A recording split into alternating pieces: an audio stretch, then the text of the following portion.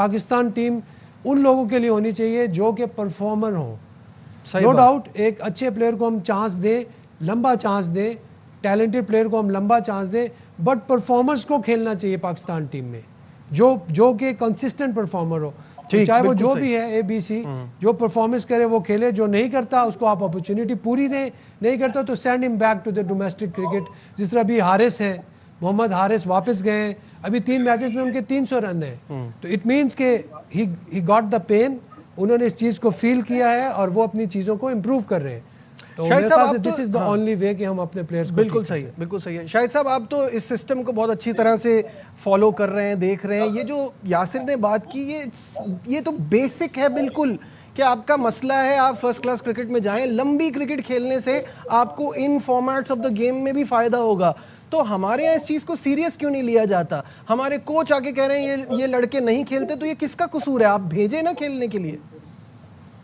बिल्कुल, कल mic Hesson ने कहा कि फ़खर ने मुझे खुद कहा कि मैं फर्स्ट क्लास क्रिकेट खेलना चाहता हूँ ताकि मेरी टेक्निक T20 और वनडे में भी वहाँ हो जहाँ के मैं चाहता हूँ। तो ये अच्छी बात है अगर प्लेयर खुद से रियलाइज कर रहा है। बाबर आजम हो गए, रिजवान हो गए, हारिस हो गए, साहबजादा फरहान की जैसे यासिर ने कहा 100% ये बात दुरुस्त है कि फर्स्ट क्लास क्रिकेट उसने इतनी खेली है कि अब वो कामयाब हो रहा है। उसने पहला बैट्समैन बना जिसने बुमराह को कुछ 400 गेंदों के बाद पाकिस्तानी बैट्समैन बना जिसने बुमराह को छक्का लगाया था। लेकिन एक चीज की थोड़ी सी कमी नजर आई मुझे साहबजादा फरहान की बैटिंग में कि 50s की उसने, और जब टीम को बहुत ज्यादा जरूरत थी जैसे फाइनल में, जैसे उससे पहले इंडिया के मैचों में लंबी इनिंग कोई 80, 90, 100 की खेलता तो और भी मजा आता। ऑल्दो कि अभी भी उसकी परफॉर्मेंस बहुत अच्छी है। तो फर्स्ट क्लास क्रिकेट खेलना तो बहुत जरूरी है। और डोमेस्टिक में खेली हुई है ऐसी इनिंग्स T20 में शायद साहब। क्या जॉश हेजलवुड को जरूरत है फर्स्ट क्लास क्रिकेट खेलने की? वो वनडे छोड़कर फर्स्ट क्लास क्रिकेट खेलने गया। एलेक्स कैरी ने पहला मैच इसलिए मिस किया कि उसको फर्स्ट क्लास क्रिकेट का मैच खेलना था।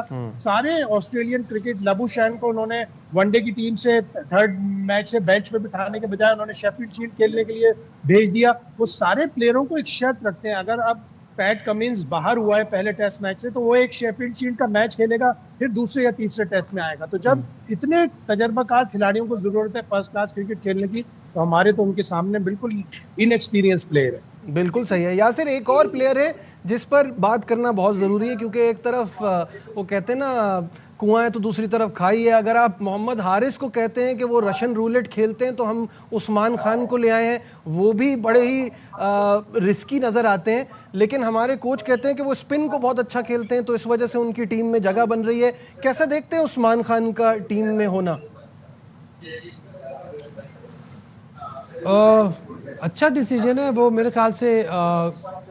मैं इस पर क्या कमेंट करूं, क्योंकि उस्मान खान को काफ़ी अपॉर्चुनिटीज़ मिली हैं जी, और वो जो है उन्होंने उनको जस्टिफाई नहीं किया, उन अपॉर्चुनिटीज़ को प्रूव नहीं किया कि वो पाकिस्तान के लिए खेलना। और लेकिन अच्छी बात है, चले एक और मौका दिया है। मैं कभी भी किसी को मौका देते हैं, मैं इस चीज़ के अगेंस्ट नहीं हूँ, ज़रूर दें, बट आप ये ज़रूर देखें कि आप उसको मौका दे रहे तो आप किसी का हक तो नहीं मार रहे।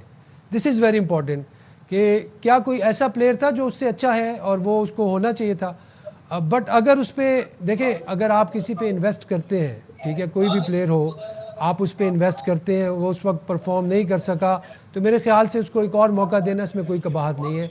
अगर जो उनकी जो टैलेंट है वो उसको जस्टिफाई करे तो वाई नॉट, वो खेले, पाकिस्तान के लिए खेलना और पाकिस्तान के लिए परफॉर्म कर। हमारे लिए तो वो प्लेयर अच्छा है जो पाकिस्तान के लिए खेले और परफॉर्म करे, चाहे वो उस्मान है या बाबर है या फरहान है या साइम है या फ़खर है, कोई भी हो जो पाकिस्तान के लिए परफॉर्म करेगा, ही इज़ अवर बिलवड। बिल्कुल सही है। शाहिद साहब आपकी तरफ आता हूँ। हसीबुल्लाह का ऑप्शन हो सकता था, और अगर आपने उस्मान को ही रखना है तो फिर रिजवान की गलती क्या थी? वो भी तो रन तो कर ही रहे थे, और वो नीचे अगर आके रन करने के लिए उनको ट्राई किया जाता तो वो भी कोई गलत बात नहीं होती। एक्सपीरियंस प्लेयर तो है। जब आपने इन्हीं डायरेक्शन में जाना है तो फिर पहले वो चेंजेस का फ़ायदा क्या हुआ?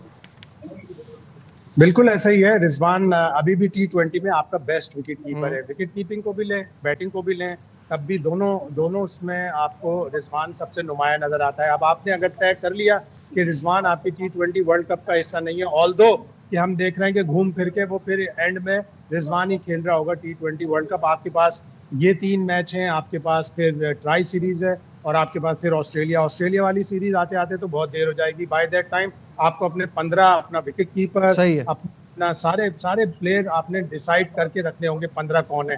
तो अब अगर उस्मान खान को चांस मिला है, उसको चाहिए पूरा इसको अवेल करें। अभी तक जो उसे 19-20 T20 मिले, 15 का एवरेज है, कोई खास उसकी परफॉर्मेंस नहीं है, तो उसको अपने आप को अच्छा प्लेयर है वो। उसने जिस तरह पहले PSL 1 साल छोड़ पीछे PSL में अच्छा परफॉर्म किया था, इस PSL में भी उसकी इतनी अच्छी कारकर्दगी नहीं थी। तो अगर आपने सोच लिया है तो आप हसीबुल्लाह और उस्मान में से कोई सही है, जल्द अज जल्द उसे तैयार कर लें, वरना कहीं देर ना हो। बिल्कुल। यासिर, प्रोग्राम का वक्त खत्म हो रहा है, आखिरी सवाल, सीरीज किस तरफ जाता हुआ देख रहे हैं?